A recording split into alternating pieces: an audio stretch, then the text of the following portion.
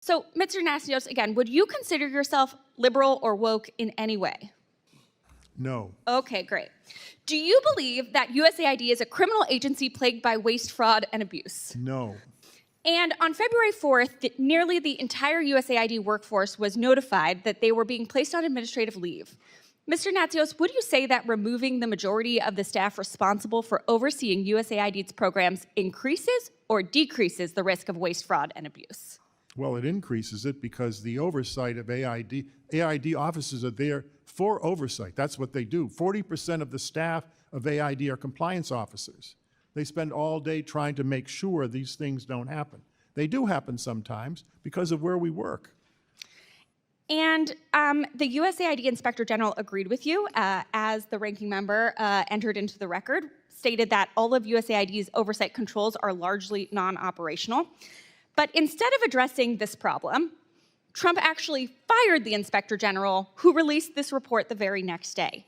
Mr. Natsios, does firing USAID's Inspector General generally reduce or increase waste, fraud, and abuse? Well, Congresswoman, I'm trying to stay out of the vitriol here, but the Inspector General is there to investigate abuse. And let me tell you how it works. People think that they watch us and then they find this stuff and then they arrest us and all. That's not how it works. The 80% of the investigations done by AID are initiated by AID compliance officers who call the IG and say there's a problem, you need to come in here and fix it. They want to encourage women to have abortions. And what is an abortion, Mr. Speaker? It's killing babies. I've said it on the floor before. The word abortion sounds so clinical, so clean, but we need to say what it is. It is killing babies up to the point of their birth. This is not an extreme piece of legislation. It is a sensible piece of legislation, and every person in this body should vote for it if you care about life. If you don't care about life, if all you want to do is destroy life, then vote no. That's the radical side. We're not the radical people. I can't help but chuckle at the ridiculous arguments coming from the other side of the aisle, because while I'll admit that my Republican colleagues are good at naming bills, they are not good at caring for parents or kids after they're born. This so-called Pregnant Students' Rights Act, ironically, fails to give pregnant students any new rights. It gives them no meaningful information or support, like campus childcare, family housing, or nutrition support, if they choose to be pregnant or parent while in school. Instead, it provides a biased slate of options that push students to keep their pregnancy and raise a child with no mention of contraception or that seeking an abortion is a viable and valid choice.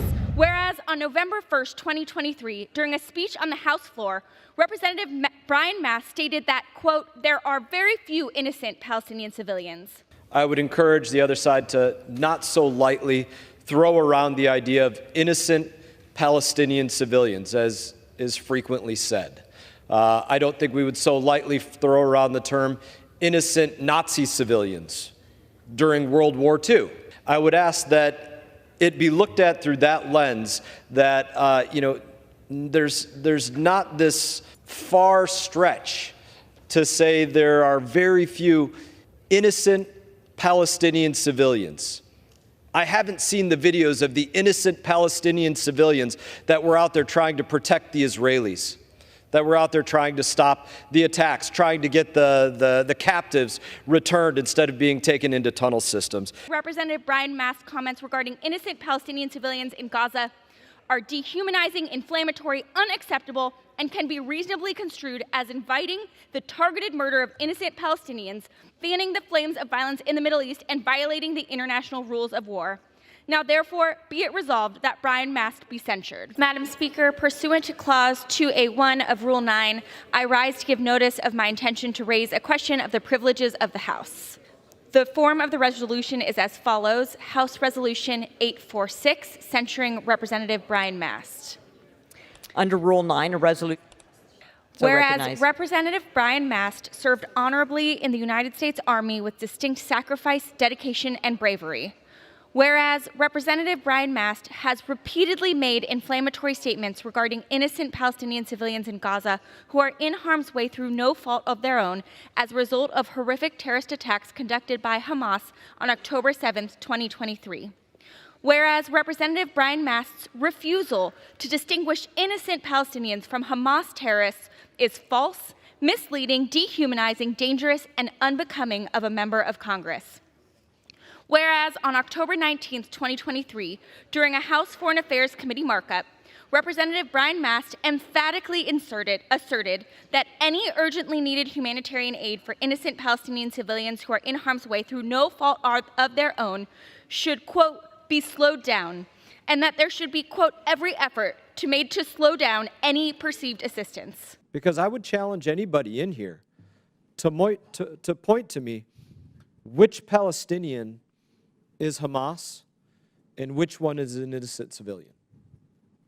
Which is the one, the child that was poking the Israeli children, the children that were poking other Israeli children, and which ones exactly are the innocent ones? Which are the ones that were standing by somewhere along the border saying, no, turn around. No, return that person. No, don't take that person hostage.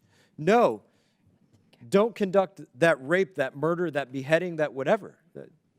It should absolutely be every effort made to slow down any perceived assistance that's going there, and to perhaps bring in equivalencies in some part, have the conversation of, would this be something we would talk about immediately following Pearl Harbor or immediately following 9/11?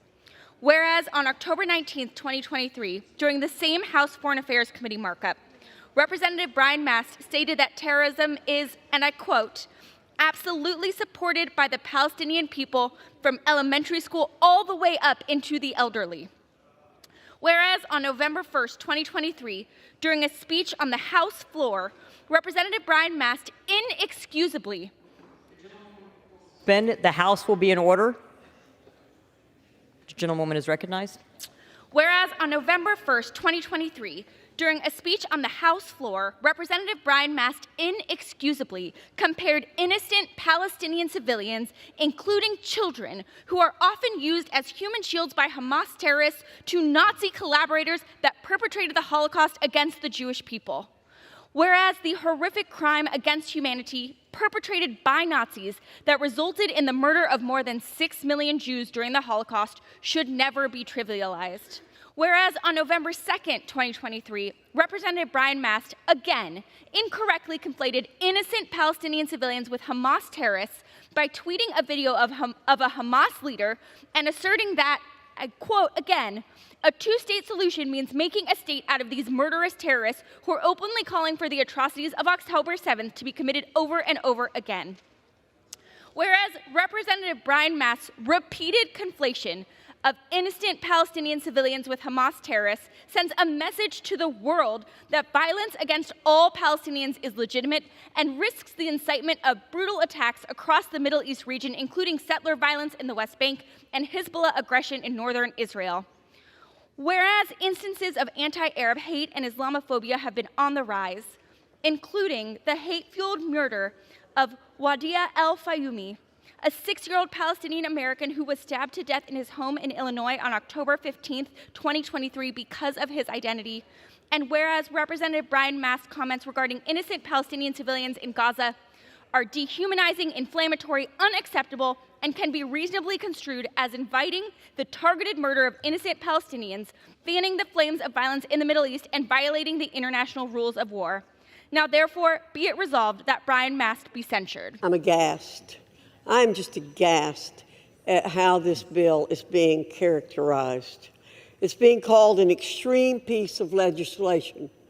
We want pregnant students to be supported on their campuses and to know that they can be supported. It has nothing to do with criminalizing abortions. It has nothing to do with a nationwide abortion ban. Our colleagues on the other side of the aisle say something about healthy babies.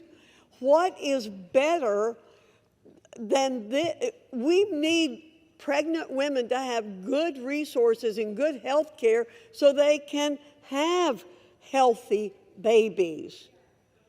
But they want what they call comprehensive information to women. We are just a few days from what would have been the anniversary of Roe v. Wade. So it's sadly predictable that we're here debating MAGA Republicans' bill that would stigmatize students who parent while in school or seek abortion care. Pregnant and parenting students deserve comprehensive information about their rights and the resources and support they need to thrive at school.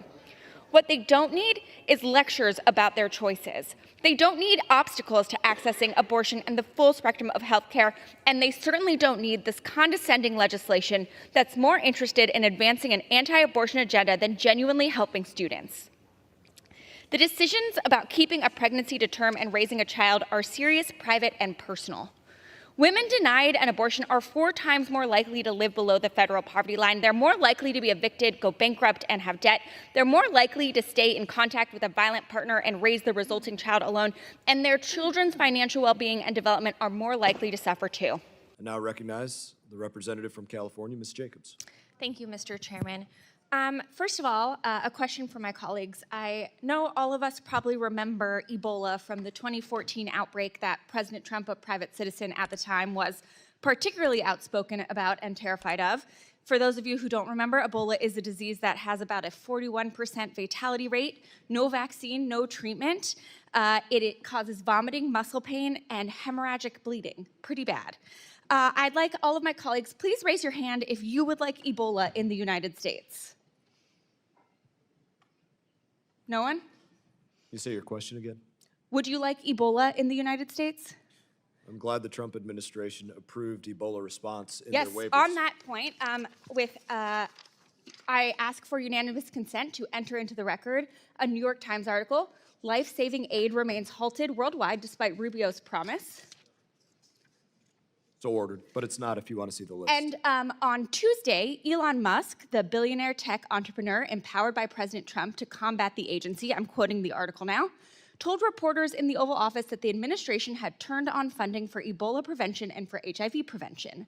But in reality, again, quoting this article, the Ebola funding and virtually all of the HIV prevention funding remains frozen, according to USAID employees and several aid groups. And that is because the payment system called Phoenix that USAID relies on to disperse financial assistance has been inaccessible for weeks.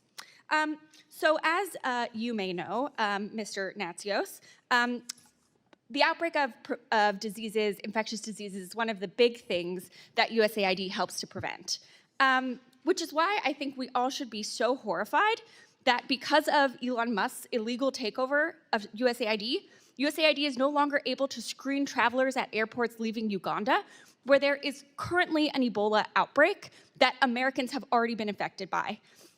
Mr. Natsios, you led USAID, correct? Do you think stopping the screening of travelers makes America more or less safe? It makes us less safe, but I would add that there is, over the last 30 years, we built a system in 90 southern countries for monitoring all infectious diseases, and that's the early warning system. So if an outbreak of any disease takes place, we know about it. The countries where, like China, where COVID started, I certainly wouldn't advocate having an AID mission there, but the countries where there's an aid mission, the ministries of health have been trained, and there's a comprehensive early warning system to protect us. That system is, in terms of AID support for it, has been shut down. That's right. I might also add. Sorry, I just want to reclaim my time because I have a few more questions, but I completely agree with you. So let's take my Republican colleagues at your word. You want to reduce waste, fraud, and abuse. I agree with that.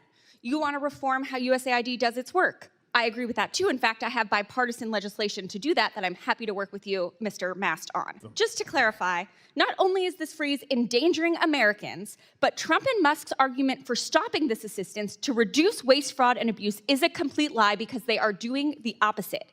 That's because this is not about oversight. It's not about reform. It's about completely gutting foreign assistance itself. With that, Mr. Chairman, I yield back.